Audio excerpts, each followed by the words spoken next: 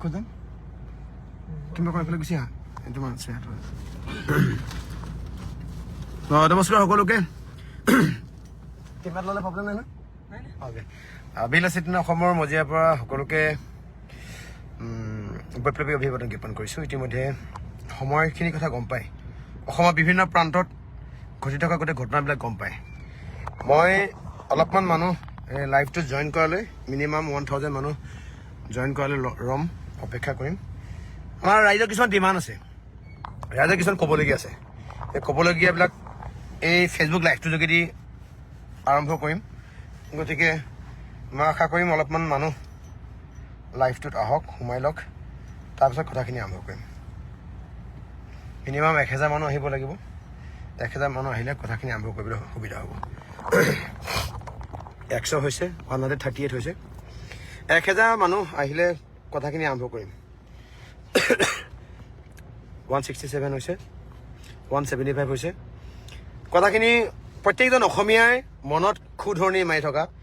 সন্দেহৰ সৃষ্টি হৈ থকা কিছুমান বিষয় জুবিন দাক লৈ পিনে সন্দেহৰ সৃষ্টি হৈ থকা বিষয় গতিকে কথাখিনি অলপমান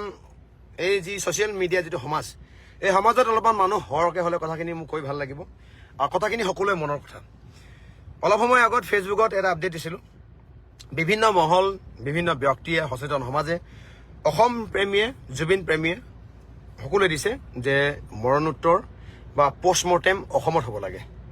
বিভিন্ন ক্ষেত্ৰত 320 জন মানুহ হৈছে 400 মানুহ হৈছে 1000 মানুহ হ'লে আৰম্ভ কৰিম বিভিন্ন ক্ষেত্ৰত এই বিষয়টোক লৈ সকলোৱে সন্দেহৰ অৱকাশ হৈছে যে জুবিন গাৰ্গ ডাঙৰীয়া তেখেত মৃত্যু কেনেদৰে হ'ল তেখেত হত্যা কৰা হৈছিলে নেকি পৰিকল্পিত হত্যা নেকি নে কাৰোবাৰ গাফিলতি নে কোনোবা ইনৰেছপন্সিবিলিটি বা কোনোবাৰ অকমন্যতাৰ বাবে হৈছে নেকি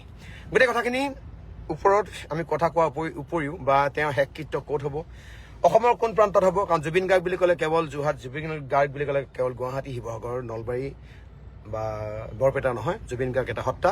অসমৰ বিভিন্ন প্ৰান্তত জুবিন গাৰ্গৰ মূল্যকে গতিকে কিছুমান আমাৰ ৰাইজৰ ডিমাণ্ড আছে অসম চৰকাৰৰ মাননীয় মুখ্যমন্ত্ৰী মহোদয়ক এই আপাহতে আমি কৰা এটা ডিমাণ্ড আমি কৰা এটা মানে ৰাইজৰ এটা আশা যে জুবিন গাৰ্গ ডাঙৰীয়াক আকৌ